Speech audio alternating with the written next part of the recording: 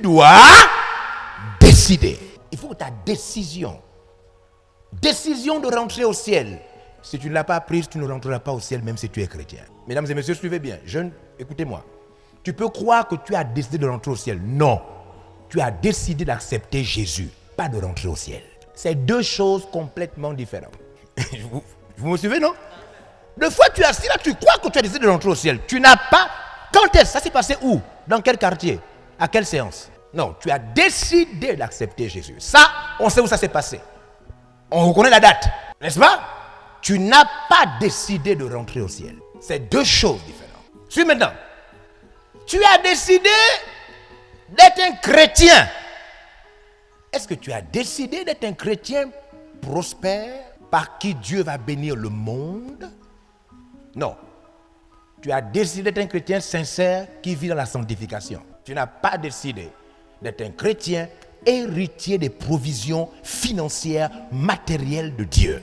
Il n'y a aucun package dans lequel il y a les fours, les voitures, les bébés, les mariages. Ça n'existe pas.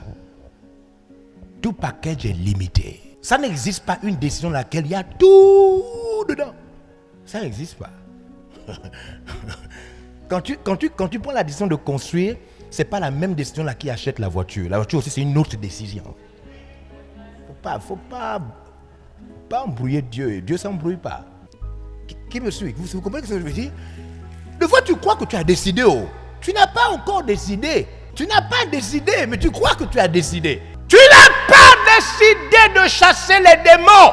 Tu as entendu cela et tu sais que les chrétiens le font, mais tu n'as pas décidé qu'au nom de Jésus-Christ, ta présence va expulser les esprits.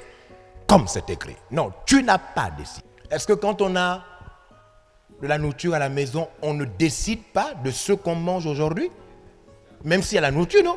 Parce qu'il peut y avoir la queue, il peut y avoir du poulet, il peut y avoir du poisson. Le fait d'avoir de la nourriture dans la maison ne signifie pas que, du coup, parce qu'on a de la nourriture seule se décide et mange en nous, rentre en nous. Non.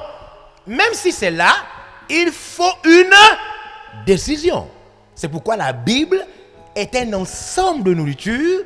Tu dois décider. Si tu ne décides pas, le frigidaire est plein, le congélateur est plein, mais personne ne prépare. Vrai ou faux ce que je dis? C'est vrai ce que je dis. Est-ce qu'on peut dans une maison, il y a la nourriture, mais personne n'a pas préparé? Oui, non? Plusieurs fois, des gens ont été dans la maison, personne n'a préparé. Et les gens font quoi? Ils se contentent des morceaux de pain, du beurre, de la confiture, et puis même personne ne prépare. Mais personne ne prépare. C'est vrai? Vous n'avez jamais vécu ça? Yeah, c'est là. On peut crever de faim avec de la nourriture. On peut avoir une Bible qui transforme les gens, qui guérit les malades, qui fait voyager des personnes dans le monde. Et n'avoir pas, par une décision irréversible, décidé. Oui. La même Bible, le même ballon de football rend Monsieur Eto'o milliardaire. Et le même ballon se joue au quartier sans rendre quelqu'un milliardaire. Le même ballon. Tu dois décider. Vous pouvez retrouver l'intégralité de ce message sur la page Facebook et la chaîne YouTube de l'apôtre évangéliste Georges Olivier Passabois. Abonnez-vous et ne ratez plus rien. Cet extrait a été réalisé grâce au concours des partenaires VLR Impact TV. Merci, chers partenaires.